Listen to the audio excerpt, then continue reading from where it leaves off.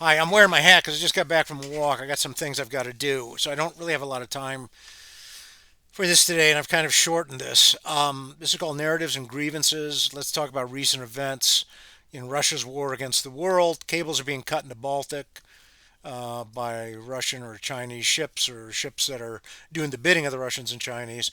The CEO of Rheinmetallstraße had a plot against his life that was foiled by the West. And this is what the Russians a lot of times do, is they are practicing espionage, sabotage, a type of terror against people in Europe. Um, Also, too, what's going on in Georgia? There continues to be 54 days of protests. I think we're in day 54 against the pro-Russian, pro-tyrant regime that came into power with a rigged election. A plutocrat sympathetic to Putin and Russia was able to rig the election and put his guy in power. Yeah, Fico in Slovakia is at the end of a number of peaceful democratic protests by people who do not want to be run by a tyrant. And what the tyrants do is they give you your religion and they give you your ethnicity and they give you your place in the world and they talk about traditional values. And then what they do is they start to rob you blind and they crush you a little bit at a time when they're not waging wars against their neighbors, which is what we see with Russia.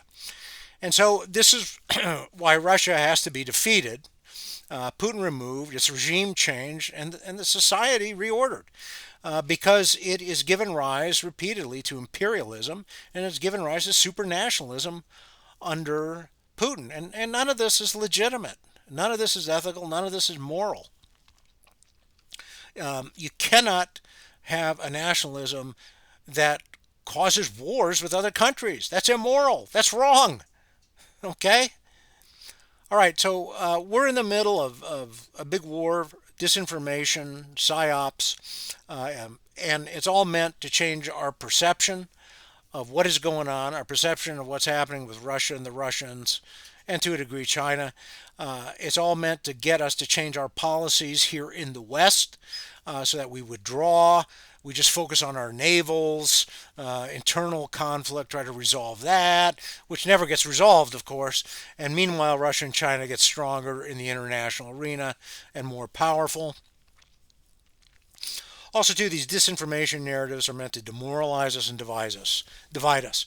They take good faith discussions, they take complaints, and they amplify them. They make them grievances, and that divides, fractures our society. And there's two parts to this whole thing. There's the self-appointed thought leaders and chatters. Then there's the narratives that they spin. Um, and we really, we really kind of saw the effect of this at Trump's inauguration. There was this tension in the room. His inaugural address was really divisive and dark and angry. And so let's talk about the thought leaders and the chatters. These people are motivated by wealth, power, a desire to be somebody. They have their own grievances. They feel somehow they should be something better. They had a bad childhood. They're alcoholics. Whatever the case may be, there's something that, in a way, makes them like the audience that they target, who have their own grievances. So these are disordered people, deeply disordered people, who are wreaking a lot of havoc in society. Some are Russian agents, meaning that they're paid. Okay, and there are cases out there that people were prosecuted for receiving money or compensation as foreign or Russian agents. But a lot of them are just Russian assets. It means that the Russians can use them. The Russians aren't paying them, but they're just saying things that the Russians like or that the Russians can use, and that helped the Russians' disinformation narratives against the United States. No doubt that Russians penetrated the Catholic Church. That's become painfully clear to me in the last few weeks. And they are promoting, the people who are in the church are promoting disinformation, um, uh, Russian disinformation. They're also attacking the Catholic Church. They're not These same people are not only attacking the Catholic Church, but they are also attacking the United States because Russia and China want a weak, divided, ineffective church, a blinded church, and they also want that's tied up in civil war of one form or another, And they also want the same thing for the United States, is weak, divided, ineffective United States.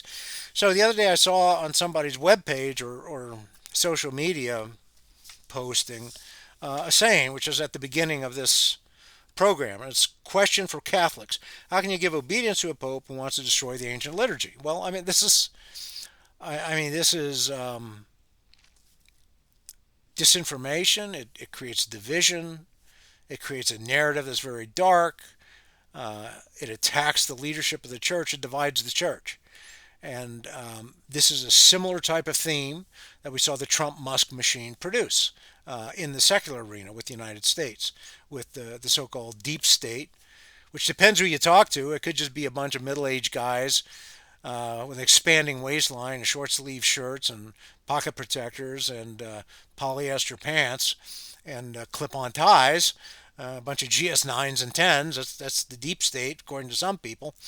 But you know what Trump and Musk are trying to do, as I've said before, is they're trying to take over or destroy centers of American power, to render these centers theirs or ineffective or broken. So what are the narratives? The narratives are stories. They're always based on some conflict. They always got some dark theme. They always are meant to exploit or build upon disagreements, grievances, like I said. They're meant to attack. They're not meant to build up. They're not meant to improve. They're meant to attack, to destroy. Okay, and like I said, they use or emphasize social grievances that are out there. Abortion was one. You know, when you look back, first of all, I'm just amazed at the levels and levels of disinformation that's out there, that's being peddled by chatters, that's being held by people, and that's years of accretion here of this stuff going way back. I mean, decades. And of course, you know, the Russians started their Department D as in disinformation in 1958, and they've been pumping this stuff out and taking advantage of differences in society for 60, 70 years now. So it deals with things like the culture wars. The culture wars are perfect for Russian disinformation narratives. And they use that to create, and they encourage, they promote, they build off of those things to create division in the society. Because the culture warriors aren't, the culture warrior chatterers and thought leaders are really not so much concerned about building things up. They just want to fight and they want to divide. And so that's where you see a great deal of disinformation and division in society. In the church, you see this issue of, well, things change with Vatican II. Vatican II is illegitimate. This is all disinformation narratives. Vatican II changed the doctrine of the church, and so what you see is an attack on the church hierarchy, on the church leadership. The effectiveness of these narratives, because they're targeted to people who themselves have got grievances. They target wounded people. These are people, and I see it, I read it every day. These are people who are suffering from alcoholism. They may be dry alcoholics, but they're still alcoholics. There's still some issue that they don't have resolved because there's some drama and trauma in their life they never quite resolved. They're targeting people who've had abortions or participate in abortions. They're targeting people who feel slighted for one reason or another. I just read this guy the other day. He was attacking the Washington Post, writing an article critical of Tulsi Gabbard, and he's pro-Trump, and he's saying this is terrible what they're doing. I didn't get my job in government years ago because of the mainstream media. So you can see this identification with the anger and with the vengeance and the grievance that Trump and others tap into.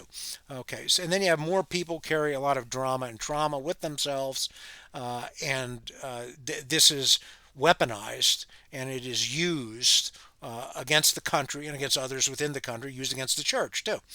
Okay, so some of the narratives I mentioned: the evil deep state, America is evil, all the problems of the world come from Hollywood, Washington, and New York. These are some of the narratives. And you also see an emerging narrative that says Catholics, that's identity politics. This is it's Catholics versus the world. You're seeing that. And you see some people saying Catholics is an ethnicity, and that's not true. So identity politics is being used to divide societies even further. All this is dividing and weakening, and we have to be on the lookout for it. And if there's drama and trauma in your life, you have got to be very careful before you get into the public sphere. You cannot let people weaponize you because they don't care about you. They're going to use you for their purposes. So deal with that drama and trauma, and deal with it and make sure you get right ordered. Okay, so Trump represent last thing I guess. Well, I said that, I guess. All right. So it's about 10 and a half minutes. I got to go do some things. Stay tuned. We got more shows on the road, on the way, and on the road. Thanks.